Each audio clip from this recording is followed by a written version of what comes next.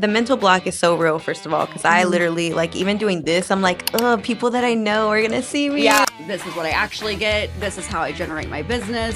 And it really allowed me to see that getting into real estate, I needed to jump all in. Welcome back to another episode of The Premium Perspective. I'm Serena, and today I have with me Adrienne Gravens. Hi there. I'm so glad to be here. Thank you for having me. Yeah, of course. Thank you for coming. I'm so glad that you're here. Yeah. So I wanted to just get started and talk about, like, your background, first of all, like how you got to where you are now, just your backstory. Yeah, absolutely. Yeah. So I got into real estate actually through the vessel of working on the brokerage side of real estate.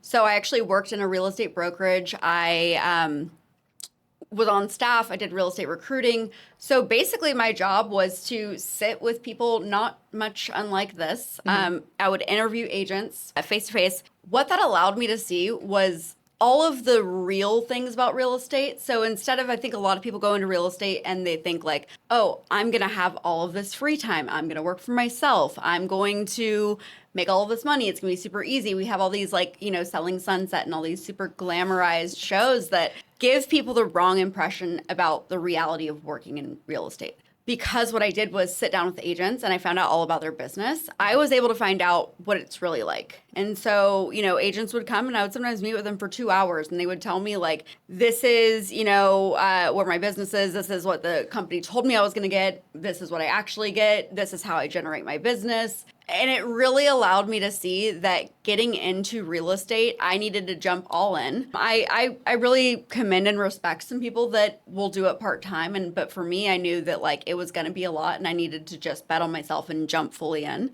And I also knew it was going to be really hard. So I took a chance on myself. I jumped right in. That was in late 2018, early 2019. And I haven't looked back. And the way that I've built my business has been, at first it was through open houses. That's kind of how I started. My very first clients ever, I got at an open house like 1 week into having my license, and they had no idea that they were my first clients. Awesome. Yeah. And because nobody wants to be the guinea pig, right? No. And so there's a little bit of like a weird dynamic in real estate where you want to be proud that you're starting something new, but to a degree, like none of my friends or family were going to work with me yet, right? They were like, she doesn't know what she's doing. But the scary thing is you kind of don't know what you're doing when you start real estate. You don't learn any actual, how to do the job. You learn it on the job. Yeah. What I did, though, is I leveraged the people that I knew. I had all these relationships from being in recruiting. I had all these relationships, and I leveraged these really powerful established agents to make sure that my clients were still really well taken care of. Oh, that's so good. And then a few years into real estate, I really pivoted, and I went heavy into social media. And that's kind of when everything changed for me. To this day, that's where the majority of my business comes from, is Instagram, and then repeat and referral business. Yeah, that's where I found you, Instagram. Yeah. So I mean, you're doing a badass job. So I wanted to talk about that. And so real quick, I just have to say I'm one of those people that I was selling Sunset. Yeah. I love that show, and I was watching it and I was like, okay, I could be a realtor. Yeah. No, I could not be a realtor. I found out what they actually do. So kudos to you, because to do the social media itself is like literally a full-time job. You have to do all of that, and then the contracts and just everything. So you're doing a badass job. How did you figure out that like social media was the key to real estate? Yeah. Well, so I think I knew the whole time. I think I knew. Like, I understood the power of social media the whole time. I had a block and I had a fear. And I think a lot of people have this same block and the same fear. And that was, I didn't want to alienate the people that I already knew. Yeah. There's the element of the imposter syndrome. There's the element of, like, you don't want, the people that you know to be like, who does she think she is, right? All of a sudden, you start showing up on the internet in a different way. And it feels a little influencer-y, and it feels a little cringe, and it's scary to put yourself out there in that way. But I actually had to feel the pain in order to kind of push myself to do it. And what I mean by that is I lost business from people I already knew who would have worked with me. And I had, I think, 5 people tell me, oh, I bought a house. Or, oh, I sold my house. And I would have totally worked with you because, mind you, by that time I was established and people did trust me and see me as a reputable agent. But they were like, I completely forgot that that's what you did. So my social media journey actually started with not trying to generate leads or new business. It was visibility. Yeah. I was like, I'm not that important in other people's lives. They have their own jobs, their kids, their problems, all their things. They're not going to bed at night thinking like, oh, Adrienne is a realtor. Yeah. And I also at that point wasn't talking about it all the time, right? Mm-hmm. So it took enough people just being like, oh, I would have worked with you. I forgot that you did that, for me to be like, there are other realtors. Look, everyone knows a lot of realtors. Yeah, there's so many. There's so many. Yeah. And so I was like, I need to be in front of them in the way that these other agents are. And the way to do that is online. Yeah.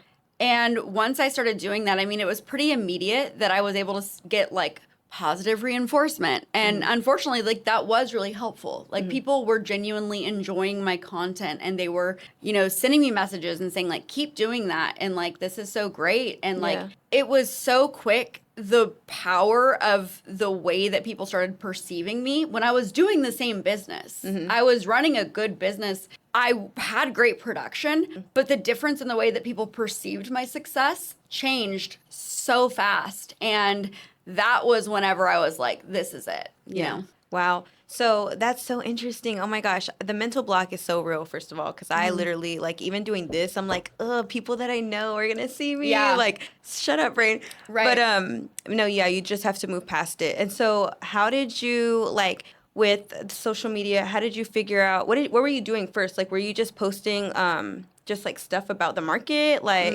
what was the beginning?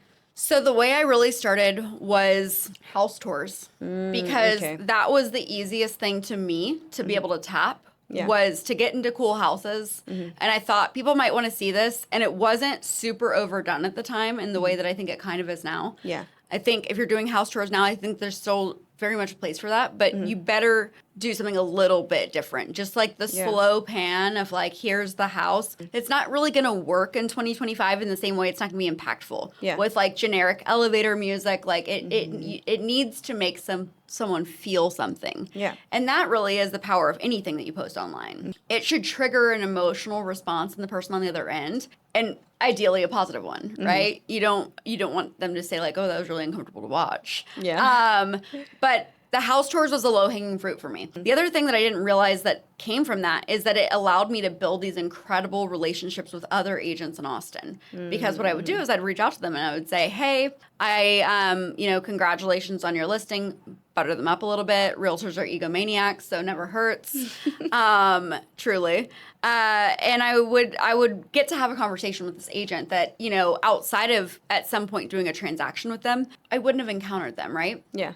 So I could build this relationship, and I could say like, I'm going to give you credit. So that's part super important, because some agents will, make it look like it's their listing, or they won't give credit to the listing agent if it's not your listing. You definitely need to give that credit, because you can either build relationships this way or you can burn bridges. And there are plenty of agents who have burned bridges. The population of the agents in Austin who actually do the business, it used to be kind of like the 80-20 rule. Now it's really like the 90-10 rule. Wow. 10% of the agents are doing 90% of the business, and that's just the reality. There's a lot of license holders. And so when you're talking about you're going in and you're filming content at a listing, that's an agent who's doing the business, and you don't want to burn that bridge, and you want to give them their credit. And the cool thing is even if like you would maybe want someone to think that was your listing, consumers you might be giving them too much credit. They're not even always like seeing that that's not your listing, even when you're blatantly giving someone else credit. Yeah.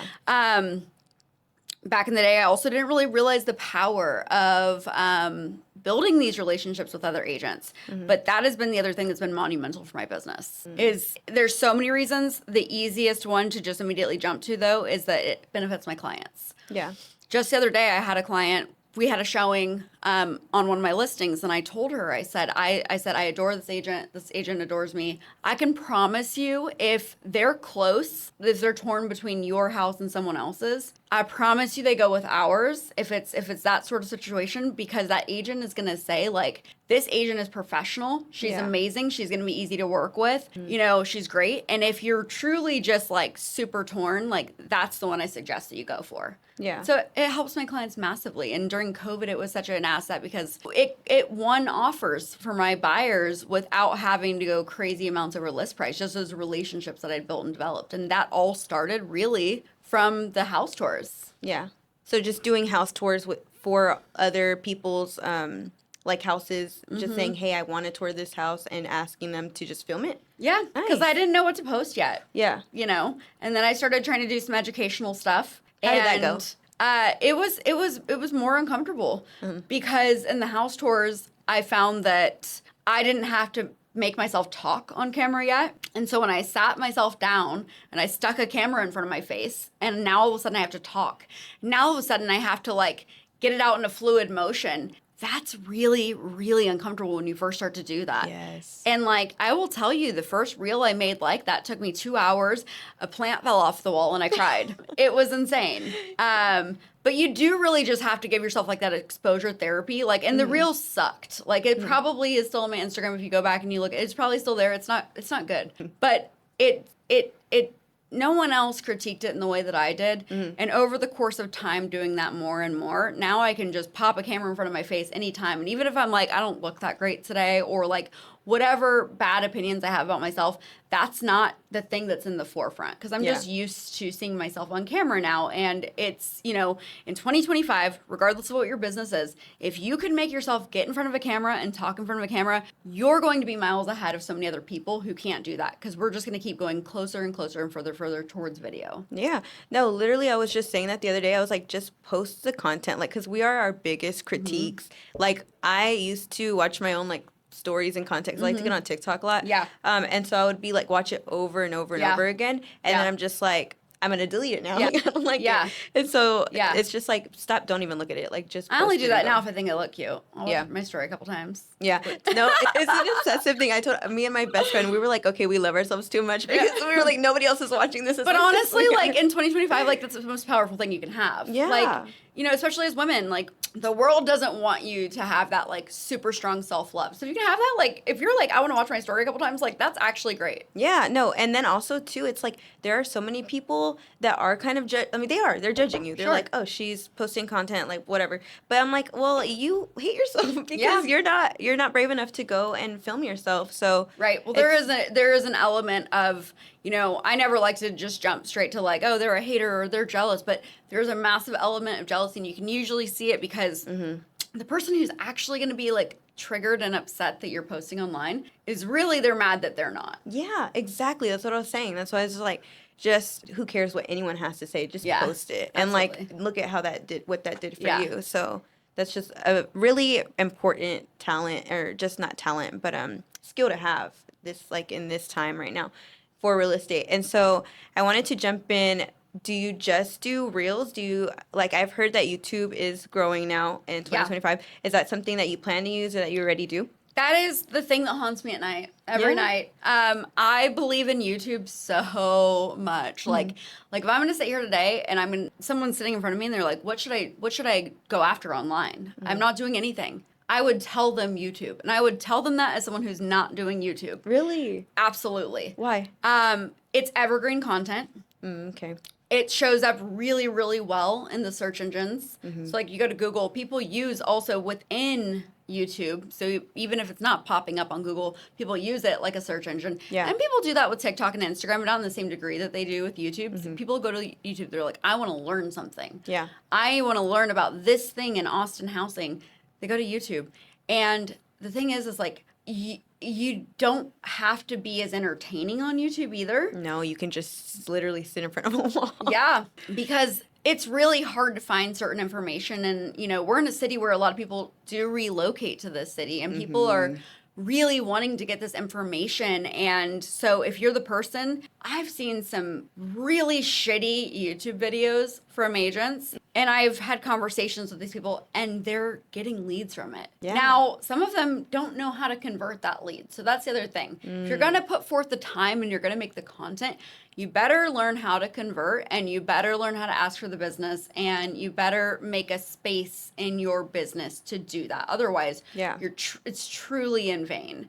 But to me, it should be encouraging to think like there are people that are making very very shitty YouTube videos, and they're getting business from that. Yeah. And so I think a few things to really work on YouTube is like highlighting neighborhoods, highlighting new construction neighborhoods. Because if you are searching, let's say I'm moving to Austin and I'm searching for like new construction homes, new construction communities in Austin, it's actually pretty hard to get on Google and like really find the information on that. Yeah. So if you can say like, tell someone all about Sunfield and Buda, and you can tell them about the lazy river, and you can tell them about the tax rates, and you can, the tax rates in that neighborhood are high, right? Yeah. If you can be honest about that and you can be the place where they get that information, I promise it will pay off. Yeah. So every day I kick myself that I'm still not doing YouTube. But the thing with that, though, is I do think that you have to figure out where you want to be a master and figure out how you can really sustainably spend your time. That's so true. One challenge when people say, oh, I'll just cross-post content. Every platform prefers a different type of content. That's so true. And, YouTube is horizontal and your TikTok and your Instagram is vertical. And so it's pretty hard to shoot properly for whatever platform and cross post. And none of the platforms are going to like whenever you take like the horizontal content and you stick it into a reel. That's just not going to perform very well. And it's going to be much more likely that someone's just going to scroll. Yeah. That's so true. You do have to be a master at one. So yours is Instagram. Correct. And so what are you posting now more of, like, that do you feel like you found your niche finally when it comes to that? Because you said you're first doing like the house tours and then the like informative one. So what are you doing now? So any content you post needs to entertain, educate, or inspire. If you want like the most simple formula, if you're someone who's sitting here and you're listening to this and maybe you're getting like a little bit of like a juice to like, yeah, you know what, I'm going to start posting online. If you reverse engineer that and you just think about the fact that it needs to entertain, educate, or inspire, it makes it a lot easier to figure out what kind of content that you make. Yeah. I find that a lot of people lean more one way or the other, and you'll kind of feel that in your natural personality, right? You don't want to push and force content that's not going to be true to you, because that's the other reason why things work. So for me, it's very much a blend. And I also believe in posting a lot of personal content. Yeah. So something that's a little bit different about me is I've built up enough of a vessel of my Instagram presence. At this point, I have a pretty strong following. It's still not, the biggest following, but I looked at my analytics, and I do recommend everyone do that, yesterday. And I've gained about 800 followers in the last month. Oh, that's so good. Yeah. It's steady growing. And I did hit a point for a while where I just plateaued. But I built up my account to where you go to my page and it immediately provides credibility. And so now I've kind of been a little more focused on the personal branding side, and really kind of going in. I post a lot more personal content than I used to, because I have enough of an established presence that people immediately know I'm credible. And so I'm not really fighting for that. Yeah. But now what's really working for me is that my ideal client and my type of person sees my content, they come to my page, and they're like, I like that girl. Like, I want to go to a concert with her. I want to go to a new cocktail bar with her. I want to raid her closet.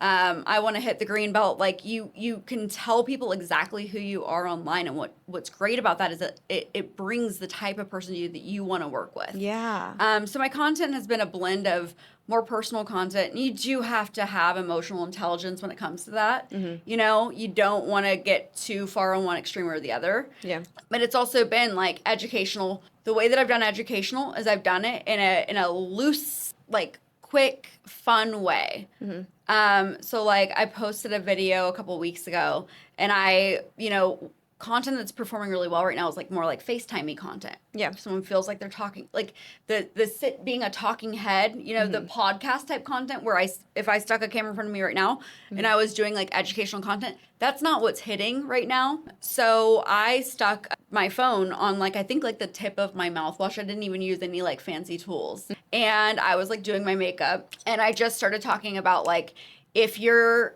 stressed out about not being a homeowner, and you're a millennial or you're a Gen Z, like, don't stress out. Like, there are probably options that you may not be aware of. It may not be like as impossible as you feel like, but also know that your parents, it was easier for them, period. Yeah. So like, content that is relatable and validating and, again, striking an emotion with someone. It's educational content, but in a way that isn't like, did you know that you only can put as low as 3% down on a home sometimes. Like, nobody wants to watch that, even if they want to learn something. Yeah. So you got to make someone feel something, and you've got to tell them something that they maybe don't already know. Yeah, yeah. So that's the type of content that I lean towards, and that's why it works. No, it does, because it's like nobody wants to. We see enough commercials, we see enough ads. Nobody wants an ad.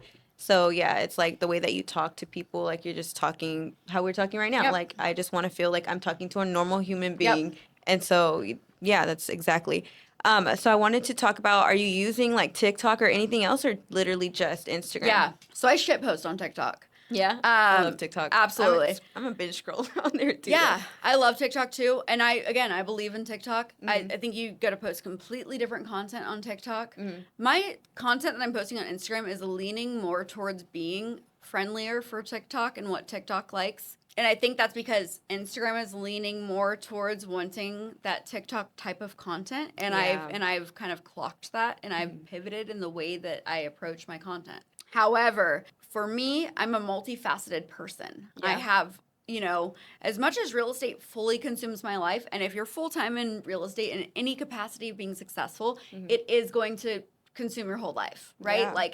Like the reason I don't have personal accounts and business accounts is because real estate is me. I'm going to drive my friends crazy talking about real estate. Like, it is a part of my life. It is the biggest part of my life. But for me, I have a tendency to want to monetize everything and make everything about work. But I also know I'm a creative person at my roots. And so I told myself, I gave myself the grace. I was like, I need to have some places that are just fun, that aren't for like this purpose, because I'm a very driven person. And the reason why I've been able to get to where I am today from, when I was little, I was homeless. I had a single mom.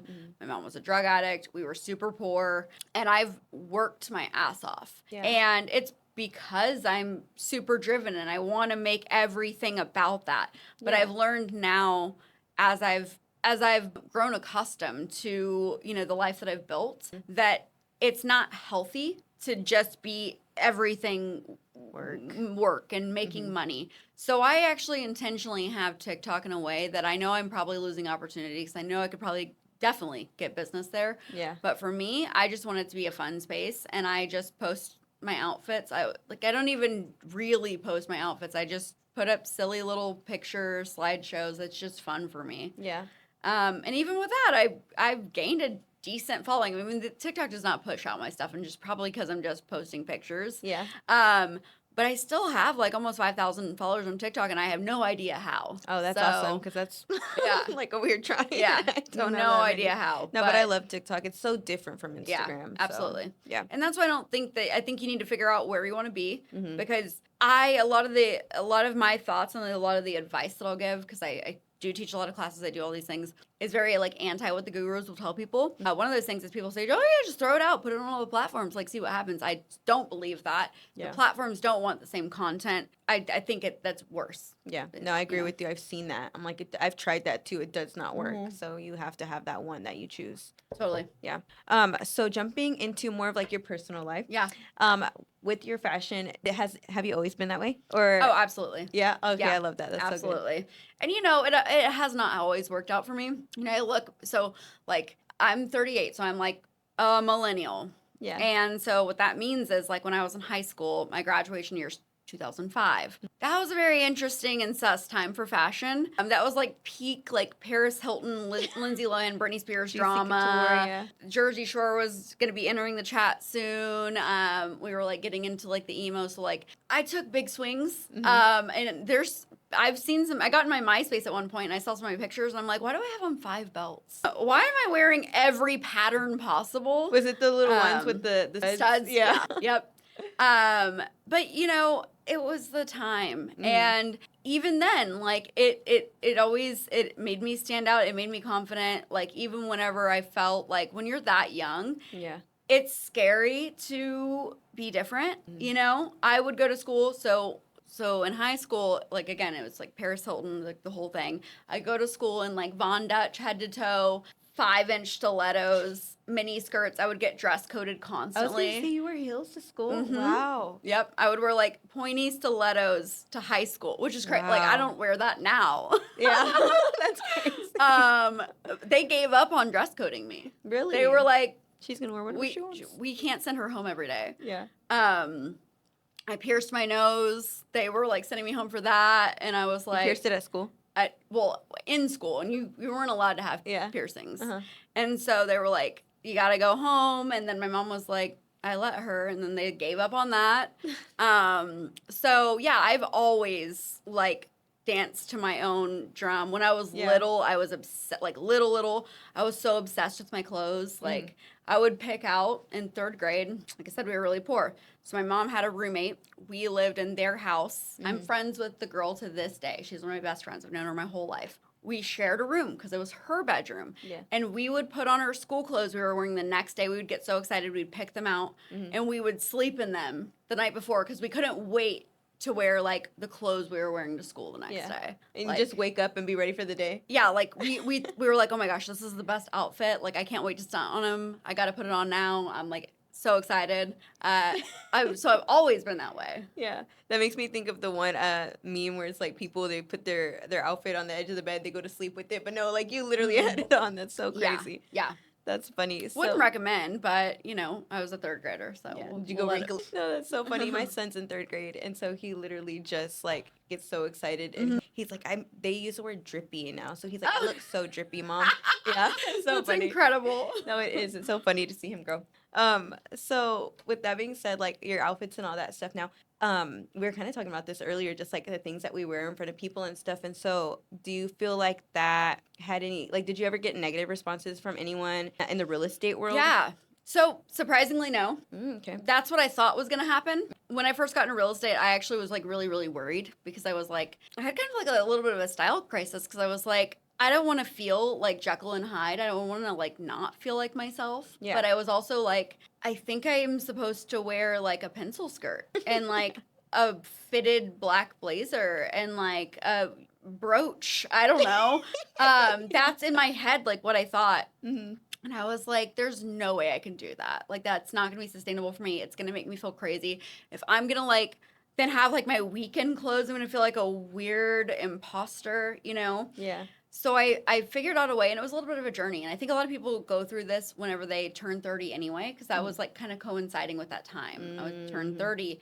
And I think you do start to, like, reevaluate, like, the way that you dress, the way that you show up in the world anyway. Yeah. And you kind of, you know, want to have a glow up. And so I was like, I need to figure out a way to, my clothes need to work for me. They need to work for me on the weekends. They need to work for me at work. Like, there's a way, and I know it, that, like, I can wear all of my closet for all of the things whenever. And I was scared of that. I was scared about, like, but what actually happened is people really dug it. Like, even people like more buttoned up, older, like, reserved, a little bit more conservative agents. Yeah. They love it. And I think that, like, of course there are people that don't. Like, don't get me wrong. Yeah. But I think that if you're confident enough and you show up in a certain way, like, it's hard to not respect that. It's hard to, you know, I do think that most people root for you. I've never had someone really hate on me that I wouldn't want to switch outfits with. Yeah. You know, like, that's a good point. So it's been great. And it's actually, like, it's got me business too. So I think, like, it felt really scary, but it's been such an asset. Yeah. Well, it's like the authenticity too. Yeah. Like, everyone's like, she's literally being herself. Yeah. Like, I like her. I want to work with her.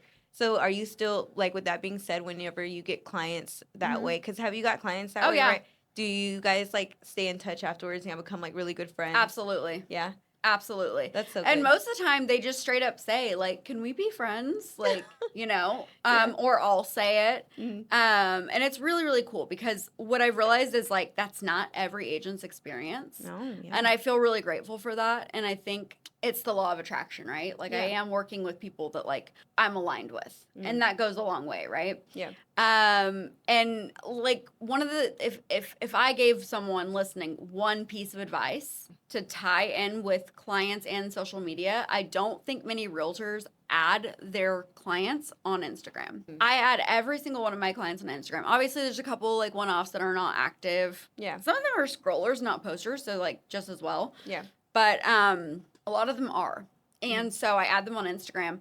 I watch their stories. This is where it's really powerful is in stories. Because stories are for people that you already know. Yeah. And I watch their stories. I interact with them. They watch mine. They interact with me. And what happens is, to me, it is the modern day calling your SOI. When you're in real estate, you're supposed to call your sphere.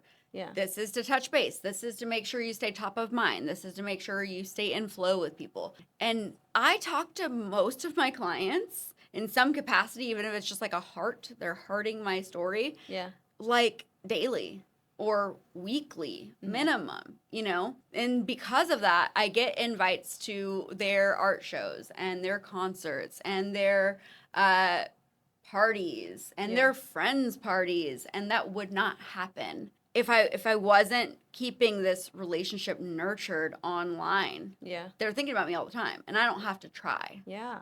Wow, no, that's so interesting. I didn't even think about it that way because I was talking to another realtor and he was like, well, I love all my clients. I go to their houses afterwards. He's like, I just go. And I'm like, how do you have time for that? Yeah.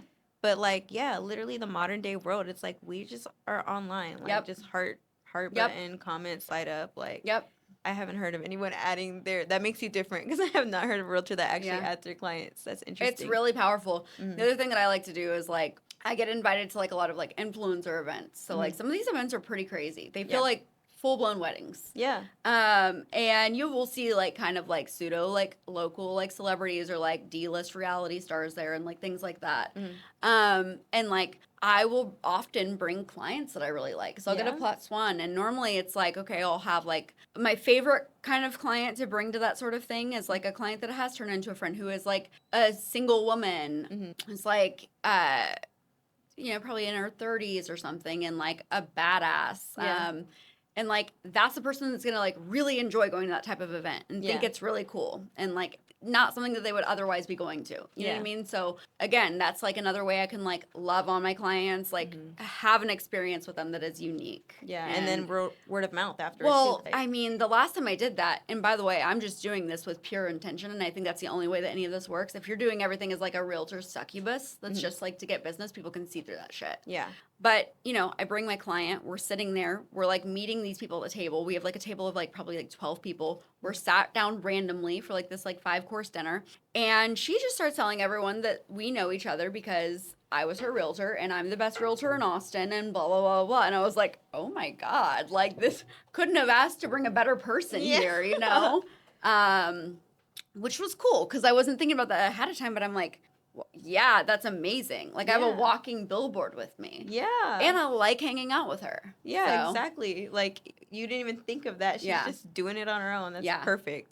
That's awesome. So I wanted to talk about after this, just kind of like how do you feel like a lot of realtors now reach out to you to kind of get this like knowledge from you with social media and like just are you mentoring any realtors? Yeah. So 1000%. One of the reasons why I started doing a lot of like in-person trainings and like panels and things like that is because I was getting a little bit inundated. I by nature, I want to help people. Yeah. You know?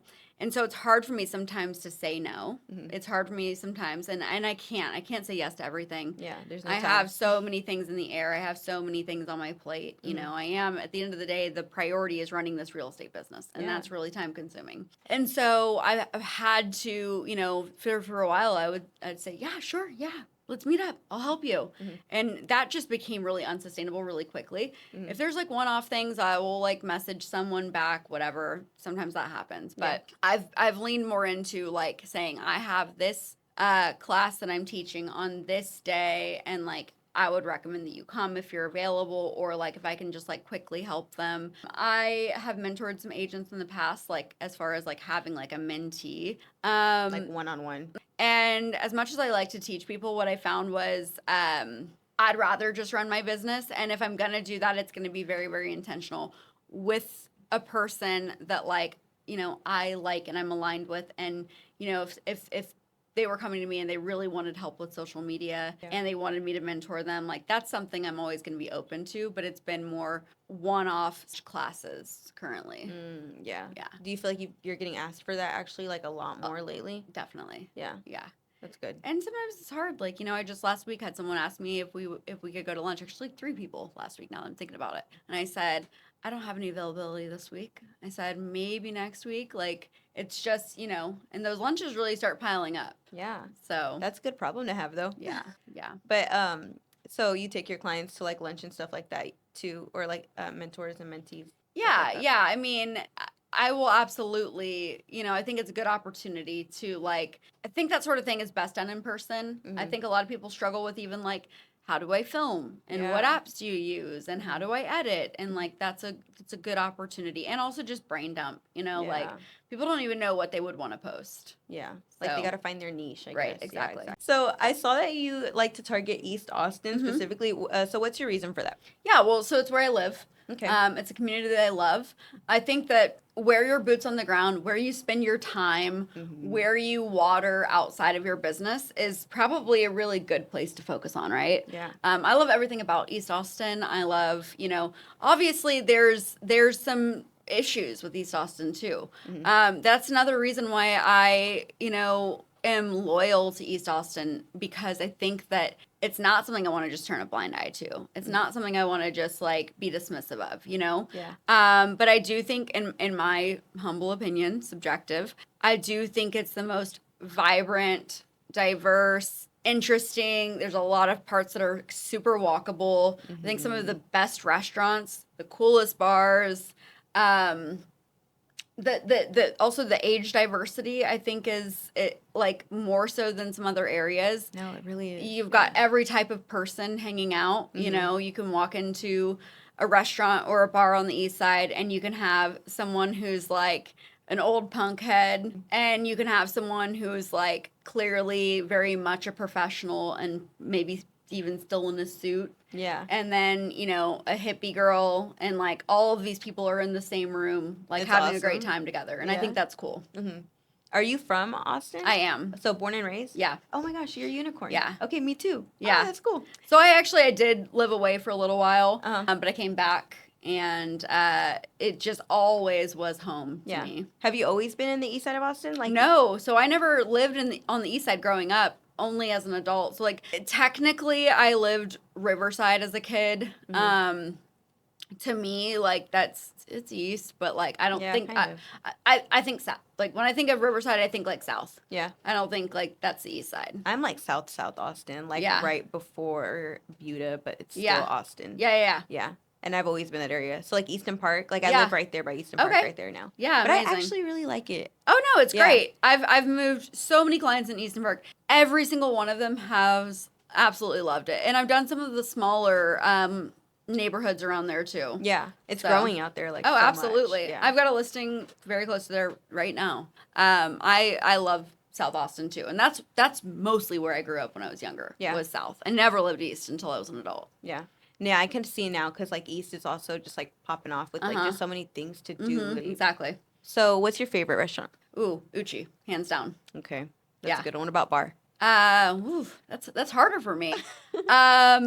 It really depends on my mood. Okay. Because sometimes I want to go and I want to have like a really like elevated experience at a bar. I want to have like a really, really nice cocktail. I find that that also depends on the day of the week, because some bars, like I don't want to go there on a Saturday. Yeah. It's way too much. But like on a Wednesday, like absolutely. So like a good example of that is like Austin proper. I love going to the bar there. I don't want to go there on a Saturday. Yeah. Catch me there on a Tuesday. Because it's way too crowded. It's way too insane on a Saturday. Yeah. Same with like Roosevelt Room. That's another place that I'll like get a really, really nice drink. So the speakeasies, Malanga Room, I think is great for like getting like a nice drink. And there's so many that have like popped up that I've like recently started enjoying.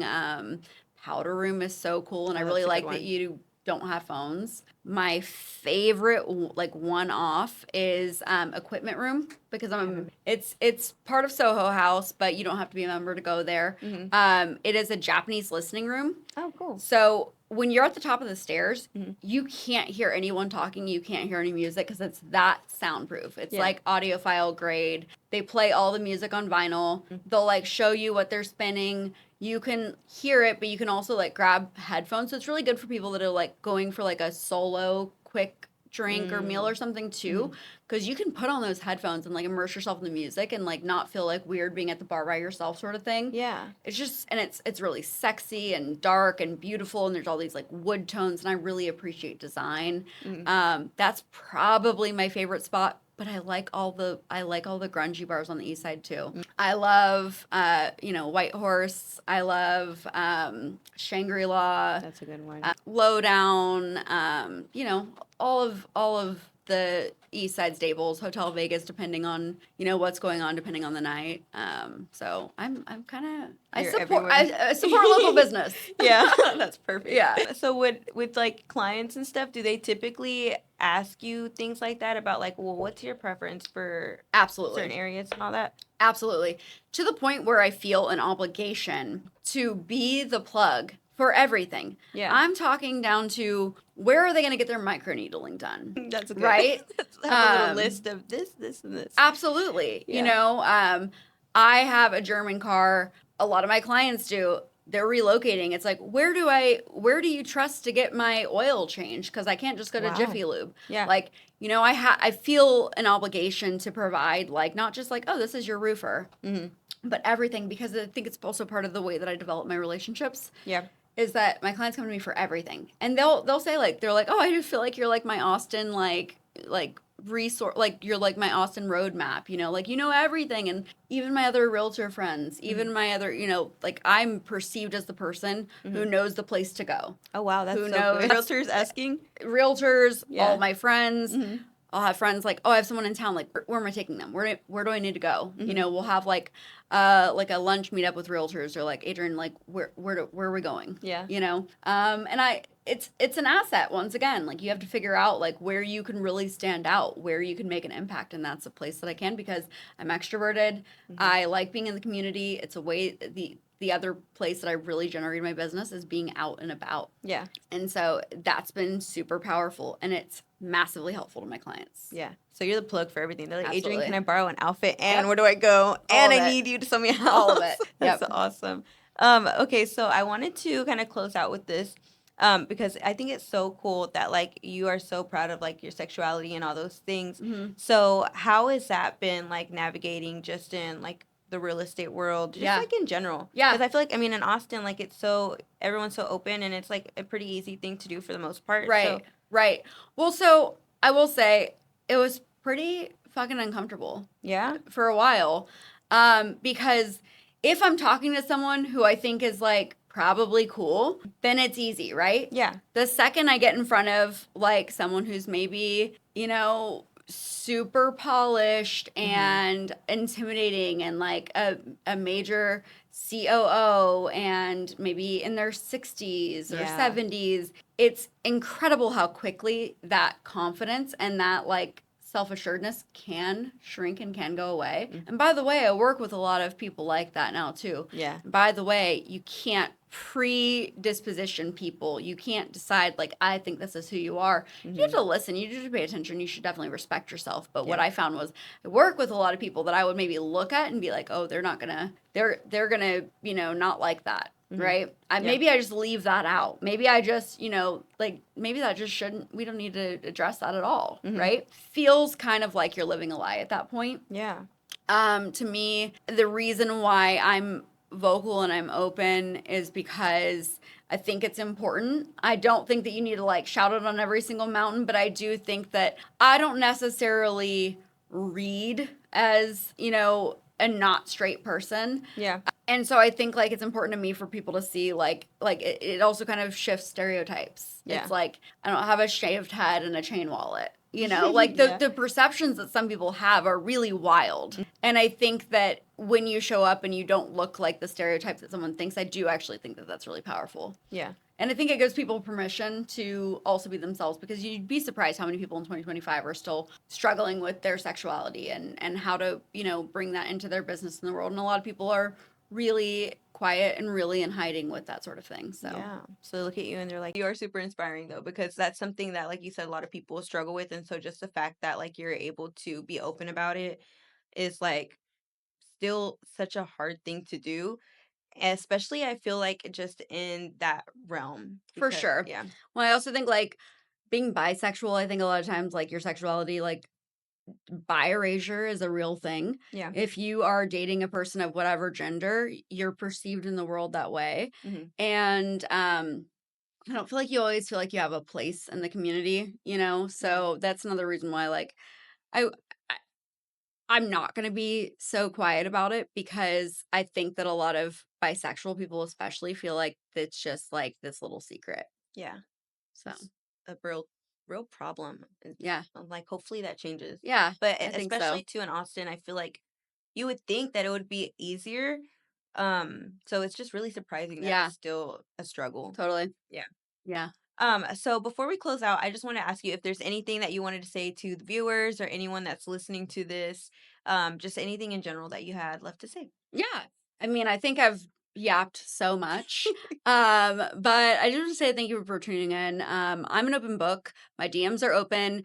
If you go on Instagram and you it's just Adrienne Gravens. It'll be in the show notes. Just all one word, no special characters. You can follow me or not and just send me a DM. And if you have a question, or if you want like a little, if something that you heard today, like really piqued your interest, and you want to know a little bit more about that, like, please don't hesitate to reach out. Yeah, you heard the girl. Follow her. She needs more followers. All Perfect. right. Well, thank you so much for coming, Adrienne. I Yeah. appreciate you coming out, and I had a good time talking. Yeah. Thank you so much. It was great. Yeah. Yeah.